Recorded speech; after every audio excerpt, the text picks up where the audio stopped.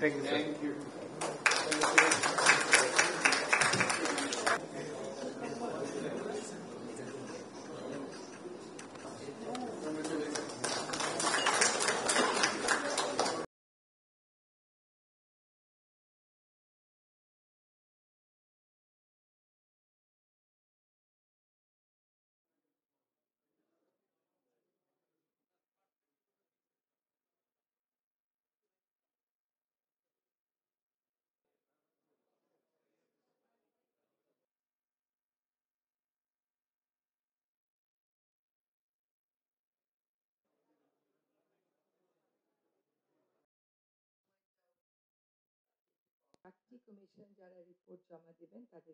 মাননীয় প্রধান উপদেষ্টা এবং অন্যান্য যারা আমাদেরকে এই দায়িত্ব দেওয়ার ব্যাপারে ভূমিকা রেখেছেন তাদেরকে ধন্যবাদ দেই।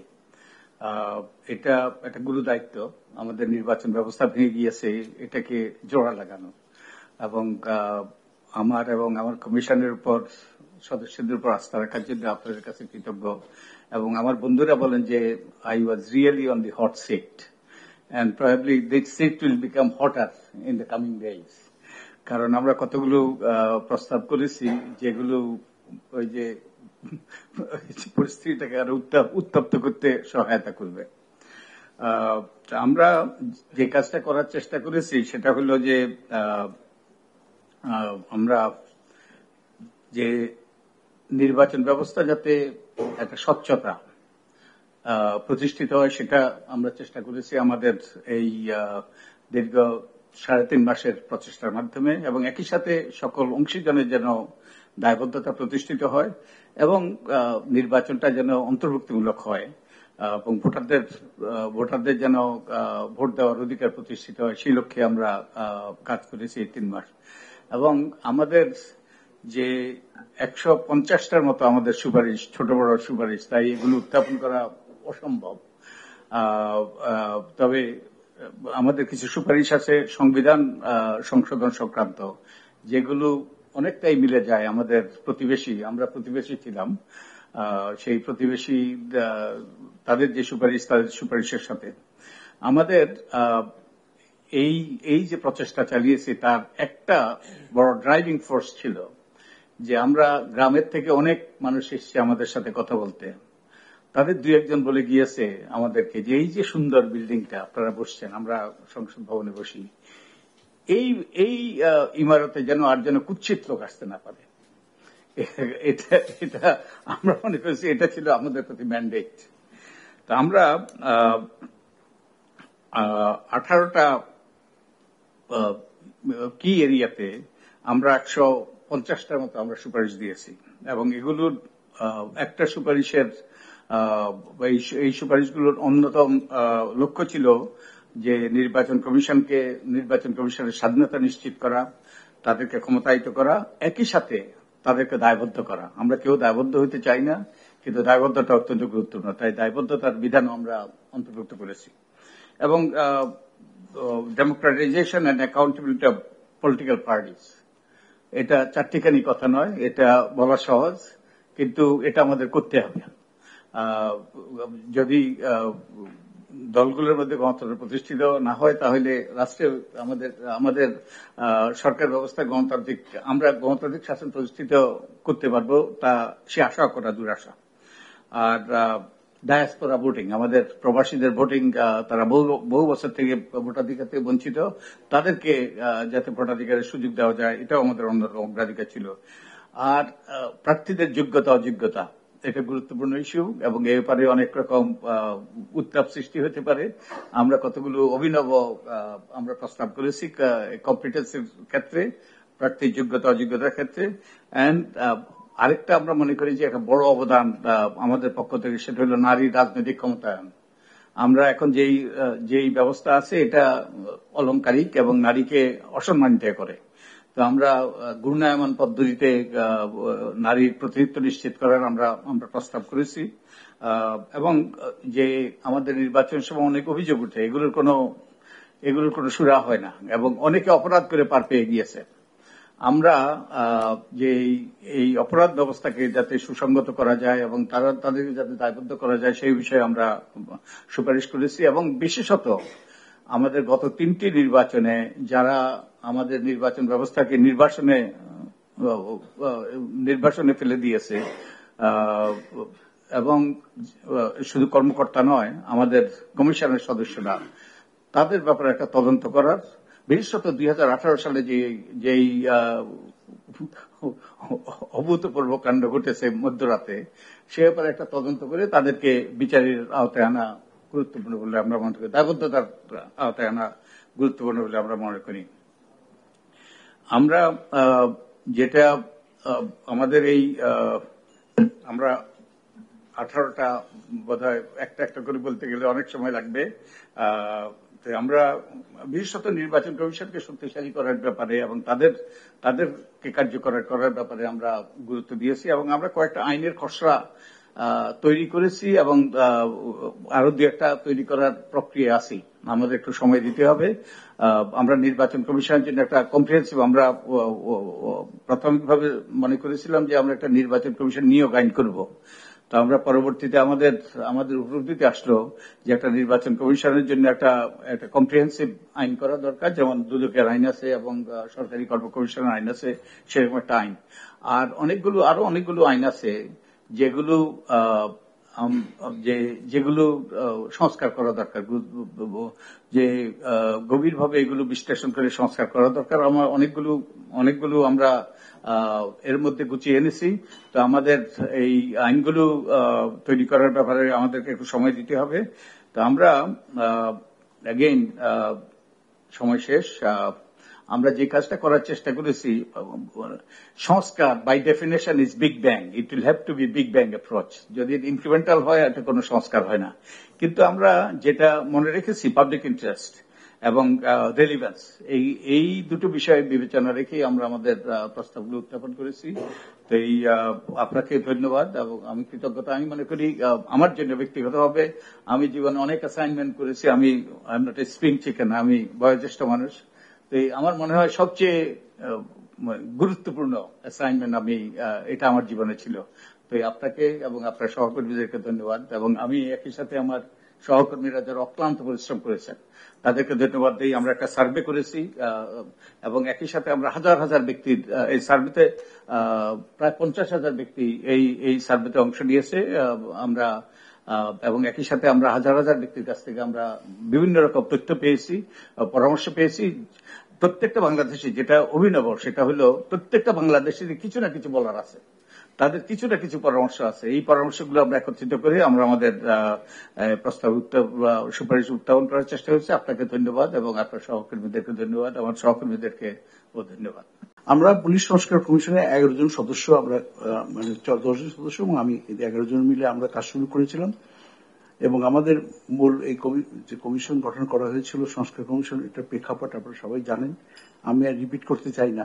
গত জুলাই মাসে এবং আগস্ট মাসের যে গণ আন্দোলনের সময় 2000-এর বেশি, আনুমানিক 2000 ছাত্র জনতা নিহত হয়েছে, 40,000-এর বেশি ছাত্র জনসাধারণ ক্ষতিগ্রস্ত হয়েছে, বিশেষ করে আহত হয়েছে। সুতরাং এর প্রেক্ষিতে আমরা এই বিষয়টি খুব গুরুত্ব সহকারে বিবেচনা করি এবং আমরা বাংলাদেশের 17 থেকে 18 কোটি লোকের মতো একটা দেশ পপুলেশন, সেখানে পুলিশ বাহিনীর সংখ্যাও 2,20,000 এবং এরা প্রায় 3,000-এর বেশি আইন কানুন পুলিশ বাহিনীকে ডিল করতে হয়। সুতরাং আমরা খুঁটিনাটি প্রত্যেকটা আইন তো আমরা অ্যানালাইসিস করতে পারিনি। আমরা দেখেছি যে ইন জেনারেল যেগুলো দু একটা জিনিস ক্রস কাটিং ইস্যু, সেগুলো নিয়ে আমরা দেখাশোনা করেছি। তো প্রাথমিকভাবে আমরা চেষ্টা করেছিলাম যে আইন কানুন যেগুলো আমাদের আছে, যেগুলো জনসাধারণের জন্য প্রয়োগ করতে গেলে জনসাধারণের কষ্ট লাঘব হবে, এই ধরনের আইন আমরা, তো এগুলোকে আমরা সুপারিশমালা দিয়েছি, তৈরি করেছি। এখানে 3টি ভাগ করেছি, একটা অবিলম্বে বাস্তবায়নযোগ্য, তারপর হলো মধ্যমেয়াদী, একটা দীর্ঘমেয়াদী। মূলত দীর্ঘমেয়াদী যেগুলো, সেগুলো হয়তো আর্থিক ব্যাপার জড়িত বা কোনো কোনো ক্ষেত্রে হয়তো আইনও পরিবর্তন করতে হতে পারে, সেরকম সুপারিশ আমরা করেছি। কিন্তু প্রাথমিকভাবে যেটা অবিলম্বে বাস্তবায়নযোগ্য, এরকম কয়েকটা আমরা আইডেন্টিফাই করেছি। যেমন আপনারা জানেন যে চাকরি প্রার্থীদেরকে পুলিশ ভেরিফিকেশন করতে হয়, যেটার ক্ষেত্রে খুব এটা ইজি করা সম্ভব, কারণ এখন ন্যাশনাল আইডি কার্ড হয়েছে। এছাড়া চাকরি প্রার্থীদের আত্মীয় স্বজন রাজনীতি করে কিনা এটা দেখা হতো।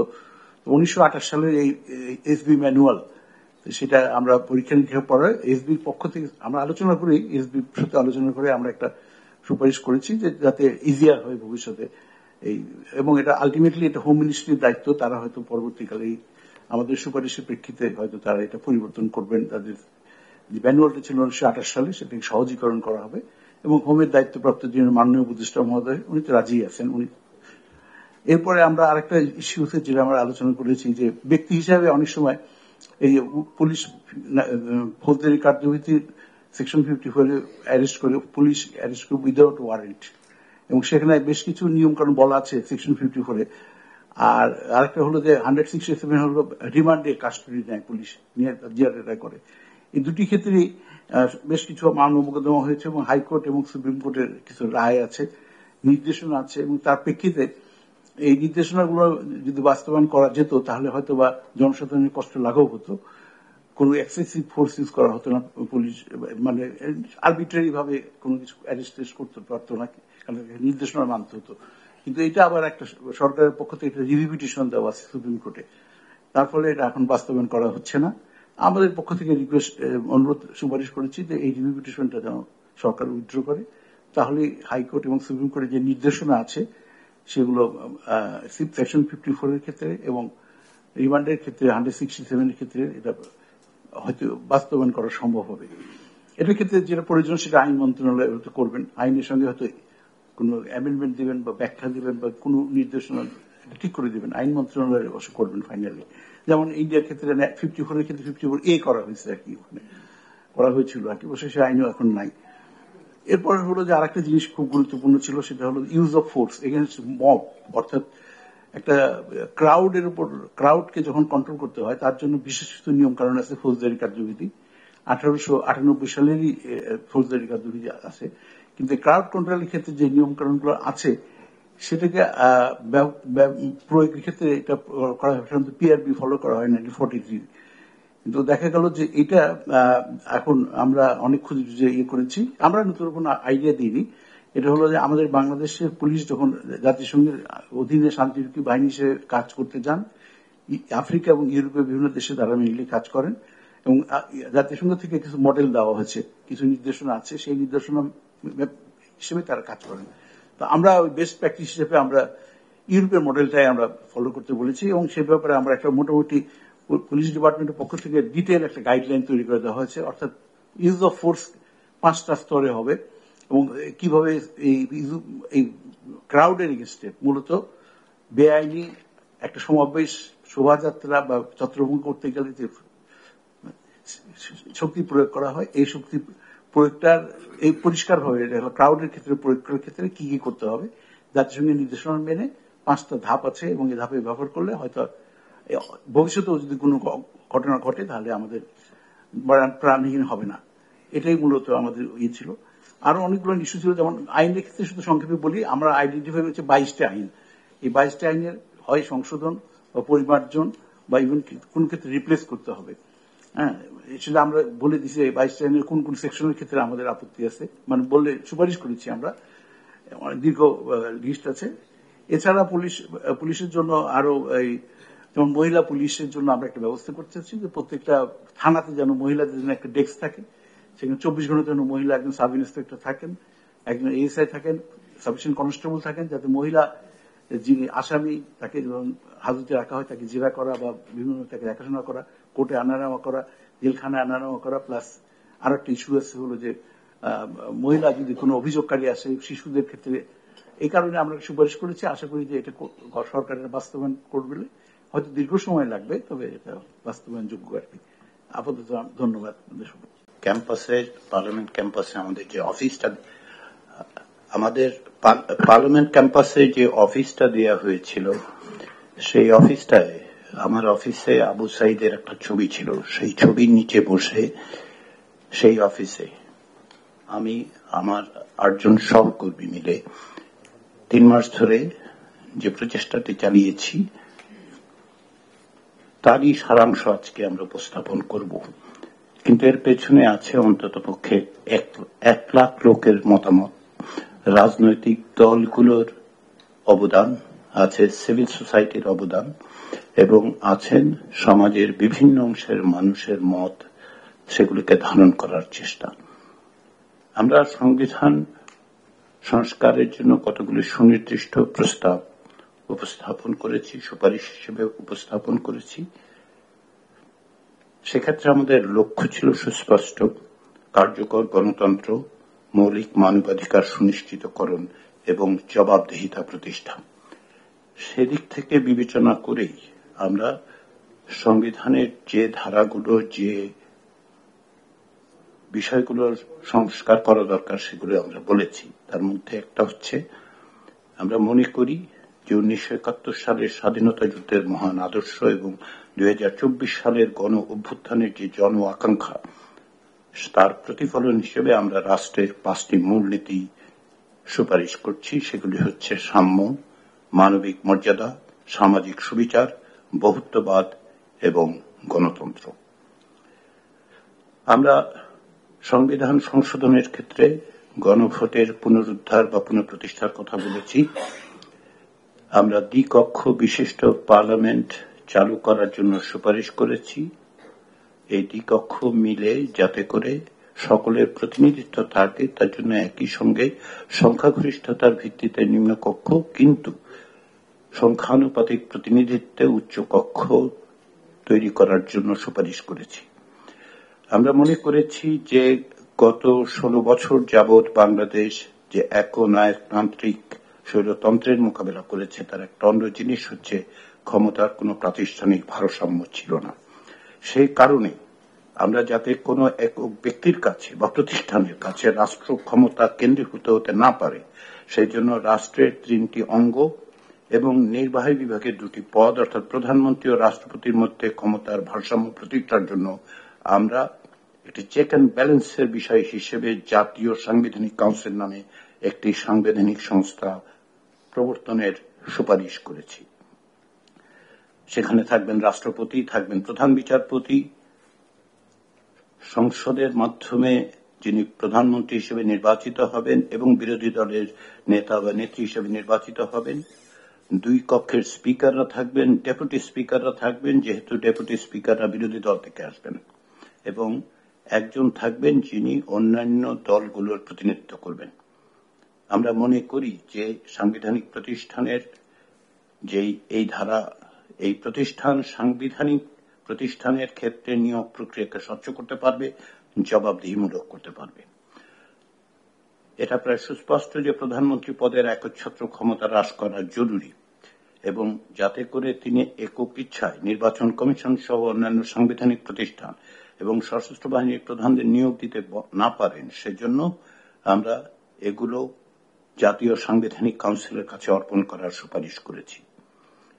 আমরা মনে করি যে প্রধানমন্ত্রী সংসদে অনাস্থা ভোটের মুখোমুখি হওয়া দরকার, সেই ব্যবস্থা করা দরকার। সে কারণে আমরা 70 অনুচ্ছেদ দ্বারা যাতে করে প্রধানমন্ত্রী কেবলমাত্র সুরক্ষিত না হন, সেই জন্য আমরা তার কিছু সংস্কারের প্রস্তাব করেছি।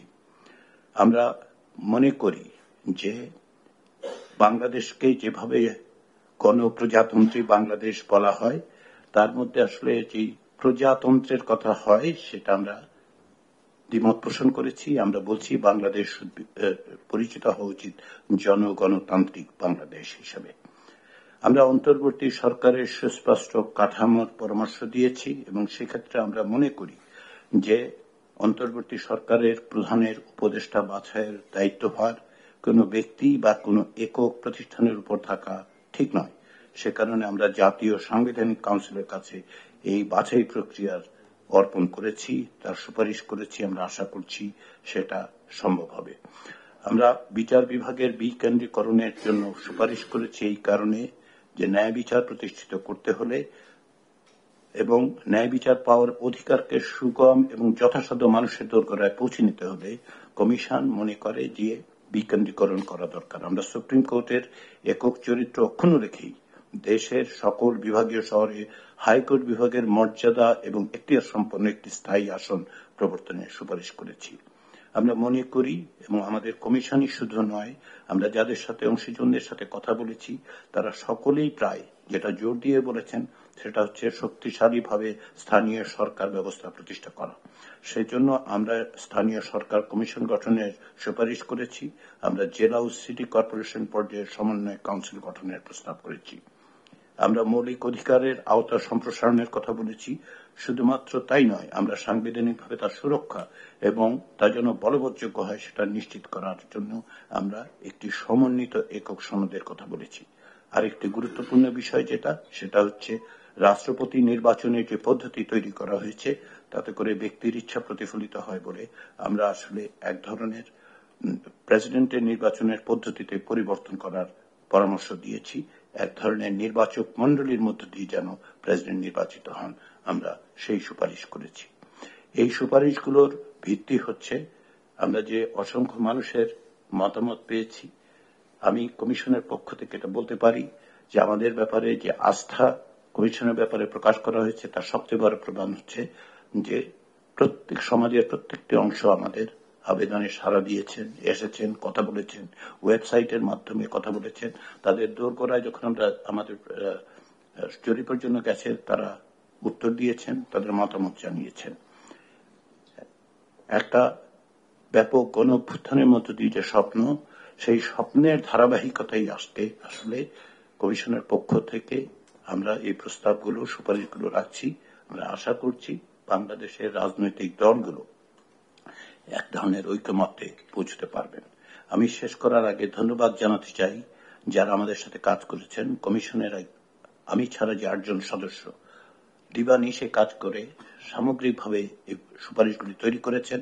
আমাদের কার্যালয়ের যে কর্মকর্তা এবং কর্মচারীরা ছিলেন, পাশাপাশি আমাদের যে 32 জন গবেষক আমাদের সাথে কাজ করেছেন, যারা বিনামূল্যে প্রো বনো কাজ করেছেন আমাদের সাথে। যে কোনো সময় যা প্রয়োজন হয়েছে তার জন্য তারা যে কোনো সময় প্রস্তুত ছিলেন। 50,000 মতামতকে সার সংকলন করার মতো দূরহ দায়িত্ব তারা পালন করেছেন। তাদের সকলকে আমি এই সুযোগে ধন্যবাদ জানাতে চাই এবং আমি মনে করি যে এর মধ্য দিয়ে একটা বিশাল জনগোষ্ঠীর মতামত প্রতিফলিত হয়েছে। আমরা আশা করি রাজনৈতিক দলগুলো তারা এই ঐকমত্যের জায়গায় আসতে পারবেন। ধন্যবাদ। সদস্যবৃন্দ এবং সরকারকে আন্তরিকভাবে কৃতজ্ঞতা ধন্যবাদ জানাই যে আমাদের কমিশন, দুর্নীতি দমন কমিশন সংস্কার কমিশনের উপরে আমাদের উপরে আস্থা রেখে যে গুরু দায়িত্ব অর্পণ করা হয়েছিল।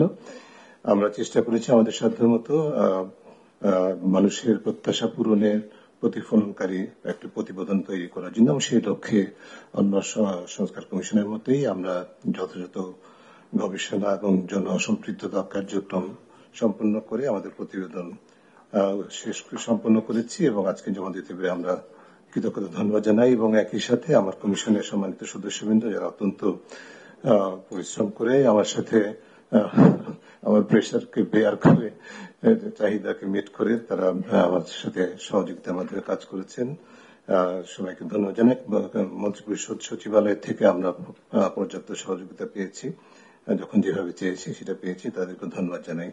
আমি খুব সংক্ষেপে আমাদের যে প্রতিবেদনটি সেখানে 47টি মোট সুপারিশ আছে, সেগুলোর মধ্যে থেকে উল্লেখযোগ্য কয়েকটি বিষয় যেগুলো মোটা দাগে স্ট্র্যাটেজিক বা কৌশলগত, সেগুলোর উপরে আমরা গুরুত্ব দিয়ে কয়েকটি বিষয় উত্থাপন করছি সংক্ষেপে।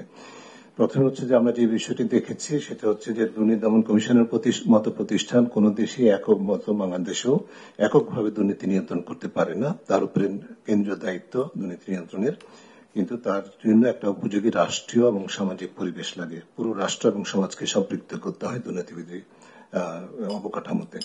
সেই বিবেচনায় আমরা প্রাথমিকভাবে বেশ কিছু গুরুত্বপূর্ণ প্রস্তাবনা করেছি আমাদের দেশের অভিজ্ঞতা বৈশ্বিক চর্চার উপর নির্ভর করে। তার মধ্যে অন্যতম হচ্ছে যে আমরা আমাদের সংবিধানের 20(2) অনুচ্ছেদ যেটি আছে সেটাকে সংশোধন করতে চাই।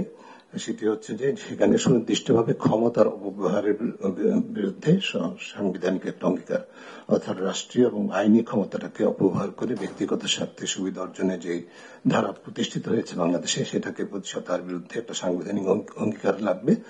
যেটা সুযোগ আমাদের সংবিধানে আছে, 20(2) অনুচ্ছেদে এই সম্পর্কিত অনুপার্জিত আয় অবৈধ বিষয়টি ঘোষণা করা আছে। এর সাথে আমরা এই বিষয়টি জোরালোভাবে সংযুক্ত করতে চাই সুনির্দিষ্টভাবে। দ্বিতীয় যেটি সেটি হচ্ছে আমাদের বাংলাদেশে কোনো জাতীয় দুর্নীতি বিরোধী কৌশল নাই, কোনো নীতিমালা নাই। আমরা প্রস্তাব করছি, জোরালোভাবে সুপারিশ করছি যে একটি কৌশল প্রণয়ন করতে হবে যার মধ্যে এই যে রাষ্ট্রীয় এবং সামাজিক কাঠামোকে শুধু দুর্নীতি বিরোধী শুধু প্রত্যয় না, সক্ষমতা বৃদ্ধির জন্য যে অঙ্গীকারগুলো দরকার, দায়িত্ব এবং কর্তব্য সেটি নির্ধারণ করা, বিশেষ করে সকল রাষ্ট্রীয় এবং অরাষ্ট্রীয় প্রতিষ্ঠান এবং ক্ষেত্রে সেটির জন্য প্রযোজ্য হবে। এবং এই কৌশলটি প্রতিপালিত হচ্ছে কিনা সেটি পরিবীক্ষণ, পর্যবেক্ষণ, মূল্যায়নের জন্য আমরা প্রস্তাব করেছি সংবিধানের ৭৭ অনুচ্ছেদের সাথে সামঞ্জস্যপূর্ণভাবে ন্যায়পাল একটা কার্যালয় প্রতিষ্ঠা করা, যার দায়িত্ব হবে এই কৌশলের বাস্তবায়নের পরিবীক্ষণের বা প্রতিপালনের মূল্যায়ন করা ধারাবাহিকভাবে, নিয়মিতভাবে। এরপরে যে বিষয়টি আমরা জোরালোভাবে সুপারিশ করেছি সেটি হচ্ছে যে বই দেওয়ার সাথে অসামঞ্জস্যপূর্ণ সম্পদ, অর্থাৎ সাধারণত যেটি বলা হয় কালো টাকা বৈধতা দেওয়ার যে বাৎসরিক রীতি আমাদের রাষ্ট্রীয় বা সরকারি ভাবে প্রতিষ্ঠিত করা হয়েছে বাংলাদেশে, সেটি চিরতরে বন্ধ করতে হবে।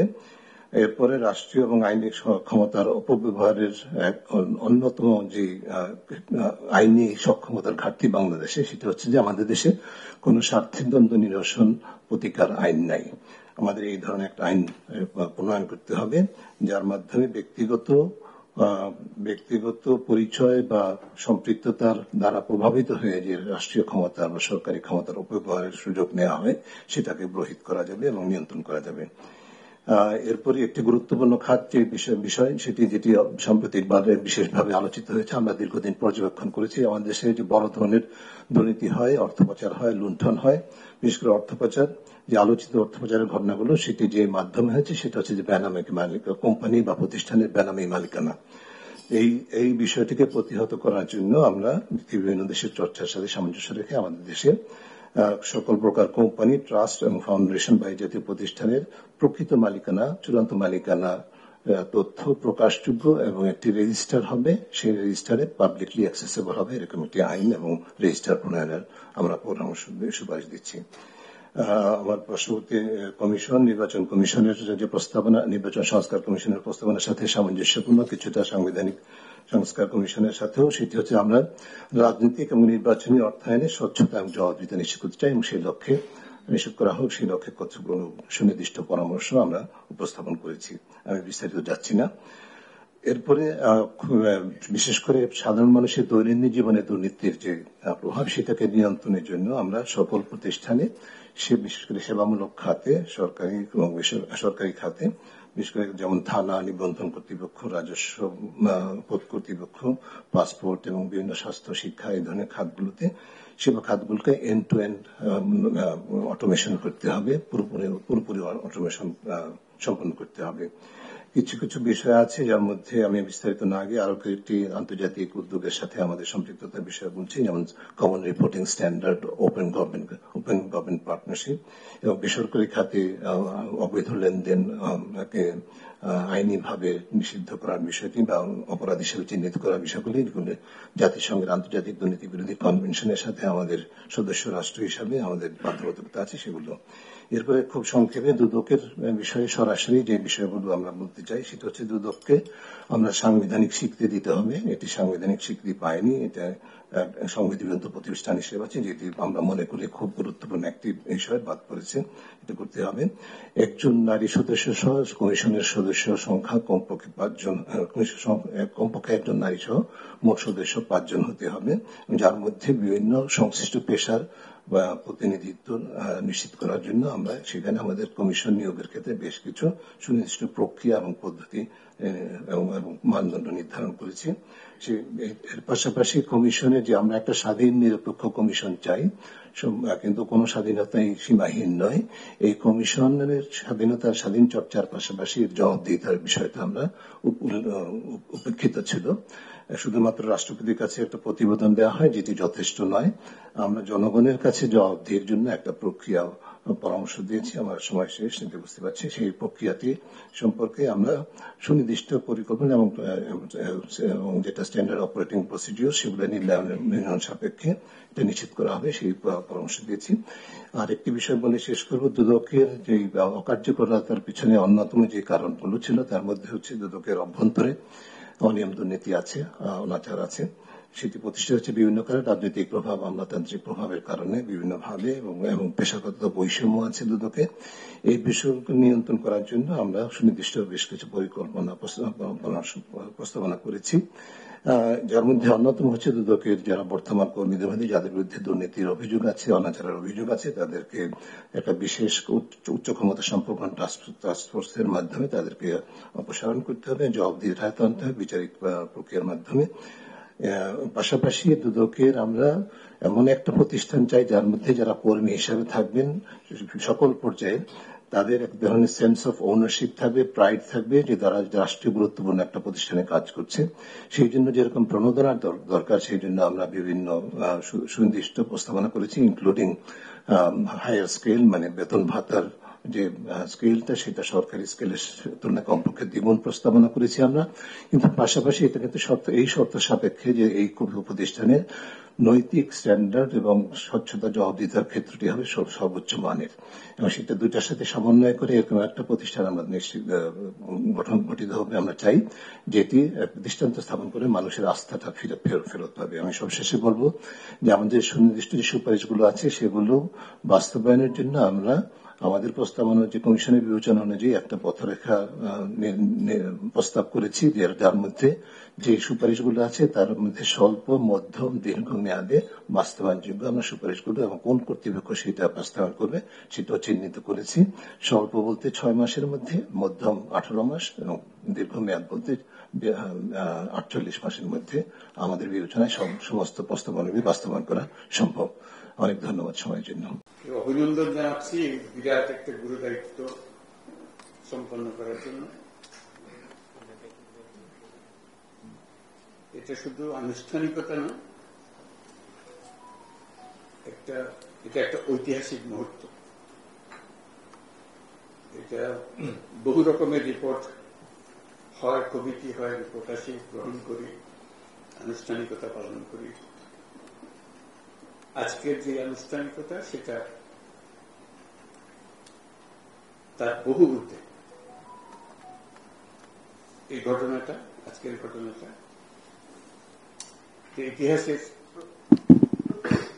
ইতিহাসের অংশ হয়ে থাকে। কারণটা সবাই আমরা বুঝি কেন ইতিহাসের অংশ হবে। কারণ ইতিহাসের প্রবাহ থেকেই কমিশনগুলোর সৃষ্টি হয়েছে।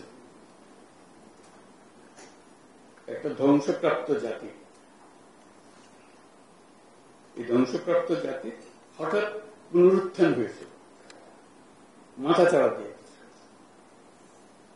শির দ্বারা খাড়া করে দাঁড়িয়েছে। সেখান থেকে ইতিহাসের সৃষ্টি।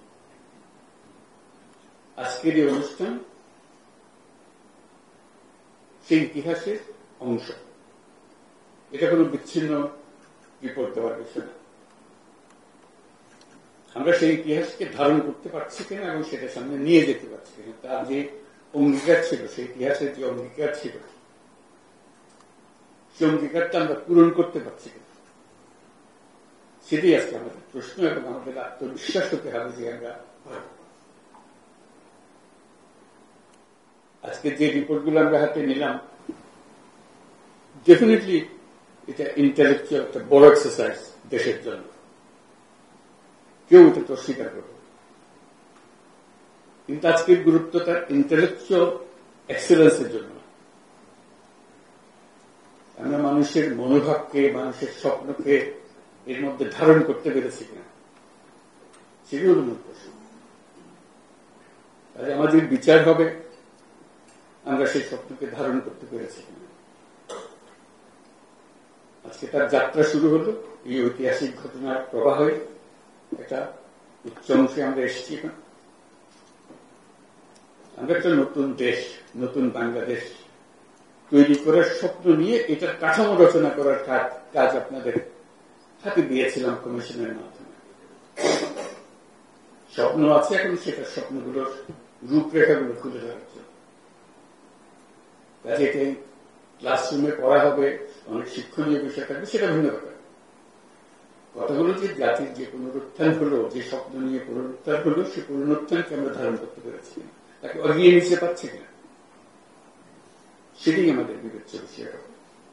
এটা এখানে শেষ না, এটা এই অধ্যায় শুরুর স্বপ্ন এবং তার অভ্যুত্থান পরবর্তী যাত্রা, সেটা শুরু একটা বড় অংশ আজকে প্রতিফলিত হয় আমাদের আলোচনা এবং এই প্রতিবেদনের ভিতর দিয়ে আমরা কি করতে চাচ্ছি, রূপরেখা যেটা অঙ্কন করেছি। এটার মাধ্যমে আমরা আলোচনা শুরু করব সবার সঙ্গে, যে সবার মন এর মধ্যে সায় দিচ্ছে কিনা, অঙ্গীকারগুলো পূরণ হচ্ছে কিনা। এটা হল আলোচনার দর্শককে আপনারা তৈরি করে দিয়েছেন। সে আলোচনার পরবর্তী অধ্যায়টা কি হবে সেটাও আমরা জেনে রাখি। এটা মতৈক্য প্রতিষ্ঠা হবে, সবাই একমত হবেন, কিন্তু কিছু অংশে একদম একমত হবে। তাই হলে আমরা কি স্বপ্ন দেখলাম, নিজেরা একা একা স্বপ্ন দেখলাম, মানুষ এই স্বপ্নের অংশ নয়, সেটা তো হতে পারে না। আমরা কতটুকু সেই স্বপ্ন এখানে নিয়ে এসেছি সেটার জন্যই আলোচনা। এটা কোনো বাইরের থেকে চাপানো জিনিস না, ভেতর থেকে উদ্ভূত একটা জিনিস। যে আলোচনা হবে, সে আলোচনার নেতৃত্ব দেবেন আপনারা মতৈক্য প্রতিষ্ঠার জন্য। যেহেতু আপনারা তাদের পক্ষ থেকে স্বপ্ন দেখেছেন, কিভাবে স্বপ্ন তাদের স্বপ্ন আপনাদের স্বপ্ন একাকার হয়ে যাবে, তার মাধ্যমে আমরা যেটা গঠন করতে চাচ্ছি, যেটা উদ্দেশ্য হল এটা গণঅভ্যুত্থানের একটা চার্টার তৈরি হয়।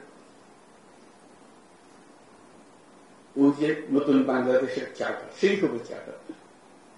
সেই চার্টার মতৈক্যের ভিত্তিতে হবে, নির্বাচন হবে, সবকিছু হবে, কিন্তু চার্টার থেকে যাবে। এই চার্টার থেকে যাবে ইতিহাসের অংশ হিসেবে। এটা আমাদের জাতীয় কমিটমেন্ট, এটা কোন দলীয় কমিটমেন্ট না। আমরা আশা করছি সব দল এই চার্টারে সাইন অন করবে। ওই যে বললাম ঐক্যমত, যেটা তখন এটা আমাদের বাংলাদেশ জাতি একটা সনদ, যে সনদ আমরা বুকে নিয়ে অগ্রসর হব এবং যত তাড়াতাড়ি পারি, যত বেশি পরিমাণে এটা বাস্তবায়ন করতে পারি, বাস্তবায়ন করতে পারি। ভবিষ্যতে যে নির্বাচন হবে এটার ভিত্তিতে, এই চার্টারের ভিত্তিতে, সেটাও যেন ঐক্যমতের সরকার হবে। যে চার্টারকে আমরা ধরে রেখেছি, তার যত কিছু হোক, এটা যেন আমাদের হাত থেকে ছেড়ে দেবে। তাহলে এই স্বপ্নের যে কন্টিনিউটি, সেটা থাকবে কি করে? আমরা সেই স্বপ্নের কন্টিনিউটি চাই, বাস্তবায়ন চাই।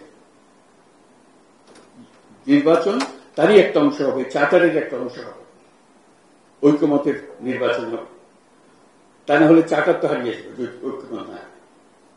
সেভাবে আমরা অগ্রসর করতে চাই। কাজে এটা খুবই গুরুত্বপূর্ণ জিনিস, আমাদেরকে সেই গুরুত্ব অনুধাবন করতে হবে।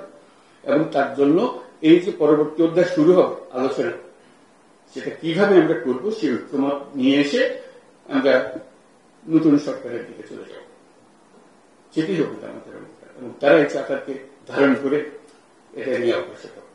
আজকে এই ঐতিহাসিক গুরুত্বের কথা স্মরণ করিয়ে দিয়ে আজকে আমাদের আলোচনা শুরু করতে যাচ্ছি। সবাইকে অভিনন্দন, ধন্যবাদ। কষ্ট করার জন্য অজস্র কষ্ট করেছেন আপনারা। জাতির পক্ষ থেকে আপনাদের সবাইকে, সদস্য এবং চেয়ারম্যান মহোদয় যারা আছেন, তাদেরকে আমি অভিনন্দন জানাচ্ছি। ধন্যবাদ।